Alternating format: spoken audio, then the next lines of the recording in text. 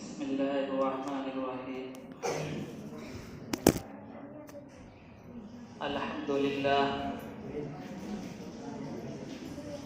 لله وكفى وسلام على عباده الذين اصطفى. أما بعد فقد قال الله تبارك وتعالى: أعوذ بالله من الشيطان الرجيم. بسم الله الرحمن الرحيم. والذين آمنوا وهاجروا وجاهدوا في سبيل الله والذين آووا ونصروا أولئك هم المؤمنون حقا لهم مغفرة ورزق كريم. صدق اللہ العظیم.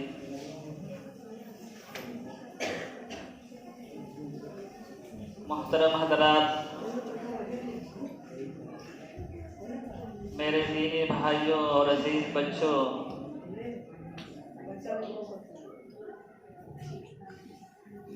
کئی جمعہ سے پیارے آقا صلی اللہ علیہ وسلم کے حالات زندگی پر گفتگو ہو رہی ہے. آپ صلی اللہ علیہ وسلم کا تذکرہ کرنا، آپ کے اوصاف و کمالات کو بیان کرنا، آپ کی سیرت کو بیان کرنا ہم مسلمانوں کے لیے قابل فخر چیز ہے، ہم مسلمانوں کے لیے عبادت ہے. انشاءاللہ تعالی آج بھی پیارے آقا صلی اللہ علیہ وسلم کی ہجرت کے متعلق گفتگو کی جائے گی.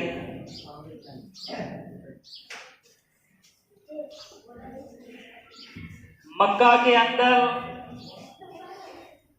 ایمان والوں کو ستایا گیا، انہیں مکہ کی گلیوں میں گھسیٹا گیا، انگاروں پر لٹایا گیا، ان کا کھانا پانی بند کر کے تڑپایا گیا. الغرض ایمان والوں پر ظلم و ستم کے پہاڑ توڑے گئے. لیکن قربان جائیے ان کے ایمان پر کہ ہر طرح کے ظلم و ستم کو جھیلتے رہے، لیکن ذرہ برابر ان کے پاؤں کے اندر جنبش نہیں آئی. ثابت قدمی کے پہاڑ بنے ڈٹے رہے. صبر و استقلال کے اندر پختگی آئی، اور یہ ظلم و ستم کا پہاڑ جو ان کے اوپر توڑا گیا، ایک دو دن نہیں، ایک دو مہینہ نہیں، ایک دو سال نہیں، بلکہ تقریباً 13 سال تک ان کے اوپر ظلم و ستم کے پہاڑ توڑے جاتے رہے. ظلم و ستم کی یہ آگ جو تقریباً 13 سال تک جلتی رہی، اور اس آگ کے اندر جلنے والے کندن بنتے رہے،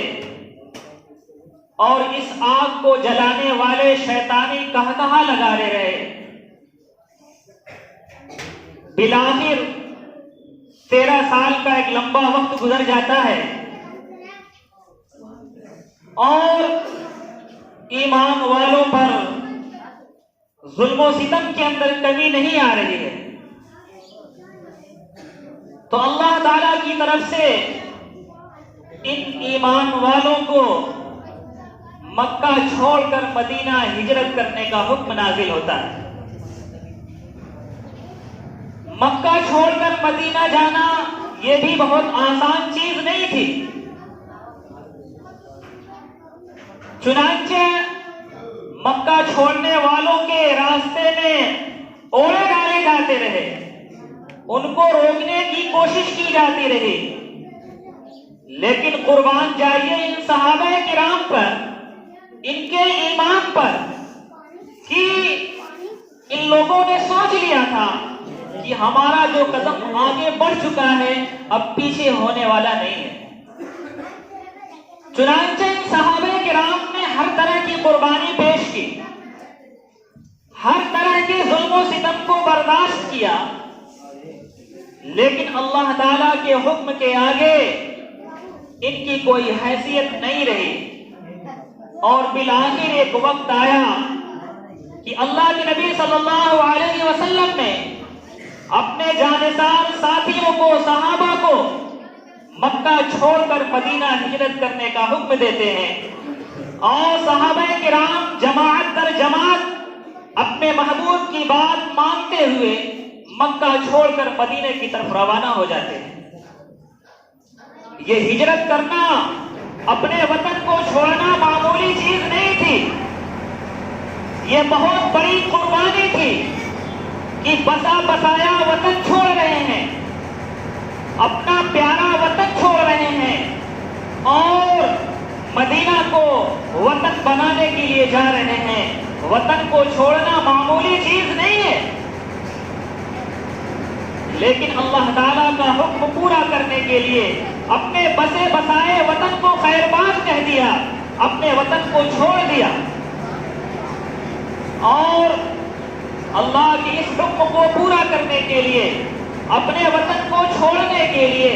ہجرت کرنے کے لیے بھی بہت قربانیاں پیش کی، بہت ان کے اوپر مصائب آئے۔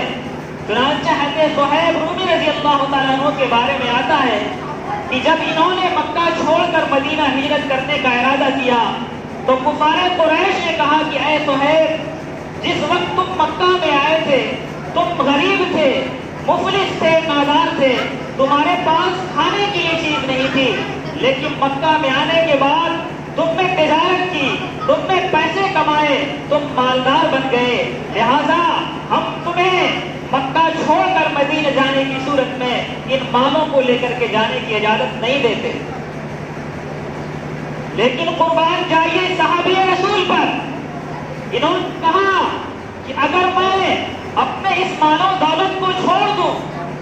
تمہیں دے دوں، تو کیا تم مجھے مکہ چھوڑ کر مدینہ جانے کی اجازت دو گے؟ تو ان لوگوں نے کہا کہ ہاں، اگر یہ دولت چھوڑ کر کے تم مکہ سے مدینہ جانا چاہتے ہو تو جا سکتے ہو۔ چنانچہ انہوں نے اپنی تمام جائیداد کی قربانی پیش کر دی، تمام مال و دولت کو انہیں حوالے کر دیا، اور اللہ کے حکم کو پورا کرتے ہوئے مدینہ جانے کو ترجیح دی۔ چنانچہ جب اللہ کے نبی صلی اللہ علیہ وسلم کو معلوم ہوا کہ مدینہ کی ہجرت کو انہوں نے ترجیح دی،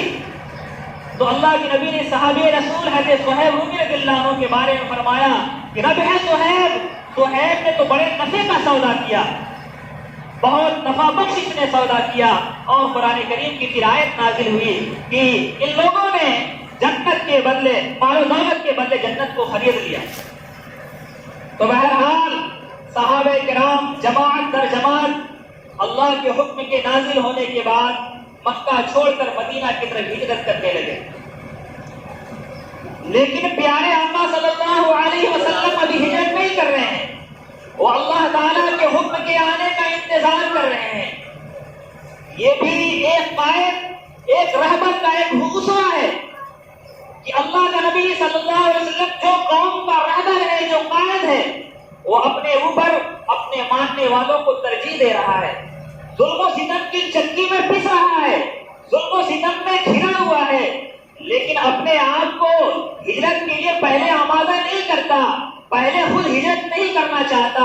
بلکہ اپنے ماننے والوں کو ہجرت کا حکم دیتا ہے، مکہ چھوڑ کر مدینہ جانے کی اجازت دیتا ہے۔ جب اللہ تعالیٰ کا حکم آتا ہے تب اللہ کے نبی صلی اللہ علیہ وسلم ہجرت کرنے کے لیے تیار ہوتے ہیں۔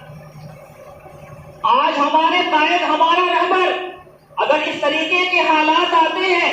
تو پہلے خود امن تلاش کرتا ہے، اپنے ماننے والوں کو مصیبت میں چھوڑ کر کے چلا جاتا ہے، لیکن قربان جائیے اللہ کے نبی صلی اللہ علیہ وسلم کی سیرت پر، آپ کے اسوہ پر کہ انہوں نے اپنے ماننے والوں کو پہلے امن دیا اور اپنے آپ کو مصیبت میں گرفتار چھوڑ دیا اور اپنے آپ کو ہجرت کرنے کے لیے آمادہ نہیں کیا، اپنے آپ کو پہلے مصیبت سے امن کی طرف نہیں لے کر کے گیا، بلکہ اپنے ماننے والوں کو پہلے امن دیا۔ اور جب وہ تمام لوگ مکہ سے مدینہ ہجرت کر کے چلے گئے تو آخر میں یہ قائد، یہ رہبر، یہ رہنما مکہ چھوڑ کر اللہ کے حکم سے مدینہ جا رہا ہے۔ بہرحال اللہ تعالیٰ کا حکم آتا ہے، پیارے آقا صلی اللہ علیہ وسلم اپنے ساتھی، اپنے رفیق حضرت ابوبکر صدیق رضی اللہ تعالیٰ عنہ کو لے کر مکہ سے مدینہ کی طرف روانہ ہوتے ہیں۔ جس رات پیارا نبی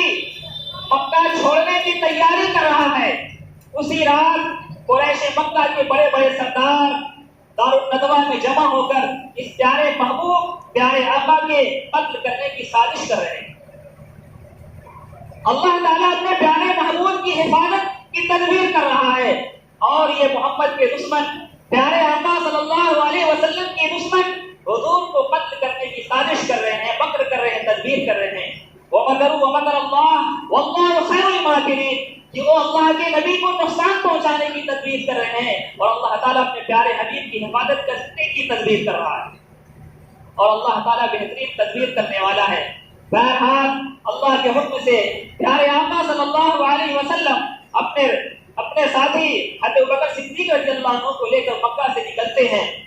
اور جا کر کے غار ثور کے اندر 3 دن قیام فرماتے ہیں۔ اور یہ لمبا واقعہ ہے کہ جب قریش مکہ کو معلوم ہوا، ان کے میٹنگ میں یہ پاس ہوا تھا کہ آج ہر قبیلے کا سردار زنگ کی تلوار لے کر کے صبح کے وقت جب محمد بیدار ہوں گے، اپنے گھر سے باہر نکلیں گے تو تمام سردار، تمام بہادر تلواروں سے حملہ کر کے قتل کر دیں گے۔ لیکن انہیں کیا معلوم تھا کہ وہ نبی جس کی حفاظت کا اللہ تعالیٰ تدبیر کر رہا تھا، جس کی حفاظت کی، ان کی نگاہوں کے سامنے سے نکل گیا، ان کو دکھائی بھی نہیں دیا۔ بہرحال جب ان کو یہ معلوم ہوا کہ جس محمد کو قتل کرنے کے لیے اس کے گھر پر ہم جمع ہوئے ہیں، اکٹھا ہیں، وہ محمد ہمارے سروں پر مٹی ڈالتے ہوئے ہماری نگاہوں سے چلا گیا، ہمیں دکھائی بھی نہیں دیا، ان کو بڑی پریشانی لاحق ہوئی۔ ان لوگوں نے اعلان کیا حضور صلی اللہ علیہ وسلم کے گرفتار کرنے کا، کہ جو بھی محمد کو گرفتار کر کے لائے گا اسے انعام میں 100 اونٹ دیا جائے گا۔ چنانچہ حضور صلی اللہ علیہ وسلم کی تلاش شروع ہو گئی۔ سراقہ بن مالک تلاش کرتے کرتے اللہ کے نبی صلی اللہ علیہ وسلم کے بالکل قریب پہنچ گیا، لیکن اللہ تعالیٰ جس کی حفاظت کرنا چاہے اس کو کون نقصان پہنچا سکتا ہے۔ اللہ کا حکم ہوا کہ سراقہ بن مالک بن جعشم جس گھوڑے پہ سوار تھا، وہ گھوڑا ٹھوکر کھاتا ہے، زمین پہ گرتا ہے، دوبارہ کھڑا ہوتا ہے، پھر زمین پہ گرتا ہے، تیسری بار کھڑا ہوتا ہے، پھر ٹھوکر کھا کر زمین پہ گرتا ہے، اور اس کا دونوں پاؤں زمین کے اندر دھس جاتا ہے۔ اللہ کے نبی سراقہ سے فرماتے ہیں کہ اے سراقہ، جو ابھی مسلمان نہیں ہوئے تھے، اے سراقہ، تو مجھے قتل کرنے کے لیے آیا ہے، تو 100 اونٹ کا انعام چاہتا ہے، میں دیکھتا ہوں کہ تیرے ہاتھ میں کسرا کے کنگن ہیں، میں تمہارے ہاتھوں میں کسرا کے کنگن دیکھ رہا ہوں۔ اللہ کے نبی صلی اللہ علیہ وسلم کی یہ پیشین گوئی پوری ہوئی، وقت آیا، سراقہ نے ایمان قبول کیا۔ حضرت عمر رضی اللہ عنہ کے زمانے خلافت کے اندر کسرا فتح ہوتا ہے، اور کسرا کا ملک فتح ہوتا ہے، اور کسرا کا کنگن سراقہ کو دیا جاتا ہے، اپنے ہاتھ میں پہنتے ہیں، اللہ کے نبی کی پیشین گوئی پوری ہو جاتی ہے۔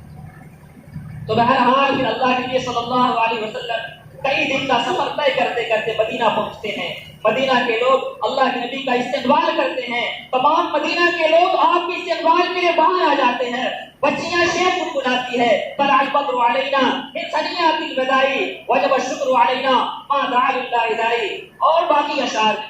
اللہ کے نبی کے استقبال میں بچیوں نے شعر گنگنائے، اور تمام مدینہ کے لوگوں نے آپ کا استقبال کیا۔ جب اللہ کے نبی مدینہ کے اندر تشریف لے جاتے ہیں، ہر آدمی کی خواہش ہے کہ میرا محبوب میرے گھر قیام فرمائے، لیکن اللہ کے نبی صلی اللہ علیہ وسلم کی اونٹنی پہ سوار ہوتے ہیں، اس اونٹنی کو چھوڑ دیتے ہیں کہ اونٹنی جہاں خود سے بیٹھ جائے گی وہیں میرا قیام ہوگا۔ چنانچہ اللہ کے حکم سے اونٹنی حضرت ایوب انصاری رضی اللہ عنہ کے مکان کے پاس بیٹھتی ہے، آپ وہاں قیام فرماتے ہیں۔ تو بہرحال اللہ کے نبی صلی اللہ علیہ وسلم کی ہجرت کا واقعہ، یہ اللہ کے نبی کے دشمن حضور صلی اللہ علیہ وسلم کو نقصان پہنچانے کا ارادہ کرتے ہیں، اسلام کی یہ شمع بجھانے کی کوشش کرتے ہیں، لیکن جس روشنی کو، جس ایمان کی روشنی کو اللہ تعالیٰ بجھانا چاہے اسے، اللہ تعالیٰ جلانا چاہے اسے کون بجھا سکتا ہے۔ سطح درکار رہا ہے ازل سے قائم روز، چراغ مصطفی سے شرار بول ہے، نور خدا ہے، کفر کی حرکت پہ مقتدر چوکوں سے یہ چراغ بجھایا نہ جائے گا۔ اللہ تعالیٰ سے دعا ہے کہ اللہ تعالیٰ ہمارے اپنے پیارے آقا صلی اللہ علیہ وسلم کی حالات زندگی کو پڑھنے کی توفیق دے، ان کے اسوہ کو اپنی زندگی کے اندر لانے کی ہم کوشش کریں۔ وآخر دعوانا